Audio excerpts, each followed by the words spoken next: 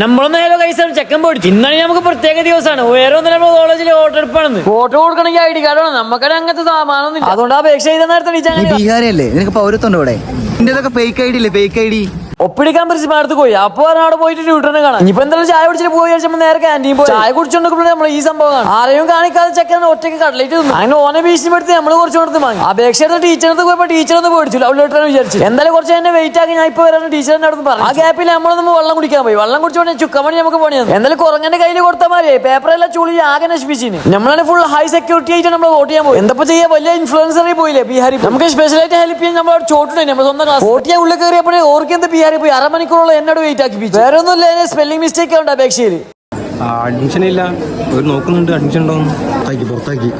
കുറെ നേരം വെയിറ്റ് ആക്കി നമ്മൾ വിടും. നമ്മൾ വോട്ട് എടുത്ത് നമ്മൾ മാസം അടിച്ചിട്ടുണ്ടായിരുന്നു. ഒരു വോട്ട് ചെയ്യാൻ ഈ കോളേജ് മൊത്തം കറങ്ങേണ്ടി വന്നു. സ്റ്റാർട്ടിൽ പോയപ്പോഴും അവിടുത്തെ ക്യൂ നിൽക്കണേ. ബാലിൽ പോലും ഇത്ര തിരക്കുണ്ടാവില്ല. ഇത് നമ്മുടെ സ്വന്തം നാഗരാജാവായ സീബസ്. ഭാവിയിലേക്ക് എന്താ ആവശ്യത്തിന് വെച്ചാൽ പ്രാക്ടീസ് ചെയ്തുകൊണ്ടിരിക്കുന്നു. ആ പുറത്ത് കിട്ടും. പിന്നെ കണ്ടത് പട്ടാപ്പകൽ ടവറിനെ കൊണ്ടായി. ഏകദേശം 2 മണിയാകുമ്പോൾ വോട്ട് എണ്ണ തുടങ്ങി. ആ ഗ്യാപ്പിൽ മെല്ലെ നമ്മൾ മെസ്സിക്ക് ഫുഡ് കഴിക്കാൻ പോയി. നല്ല വെന്ത ചിക്കനും ചോറും കഴിച്ച് നേരെ നമ്മൾ പിന്നെ കോളേജിൽ പോയി. പിന്നെ വോട്ട് എണ്ണി തീരാൻ എല്ലാവർക്കും കാത്തിരിപ്പേനു.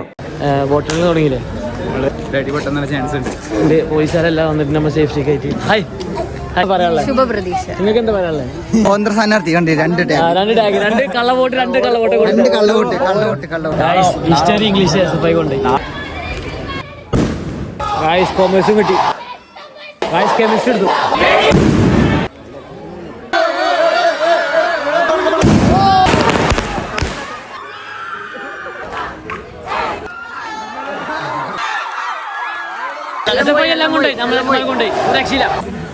ഒരു അടിക്കുള്ള ചാൻസ്, നല്ല ചാൻസ് കാണുന്നുണ്ട്. ഇനി എന്താ അറിയില്ല, നമ്മളൊന്നുമില്ല. നമ്മൾ കാണുന്നു, നോക്കുന്നു.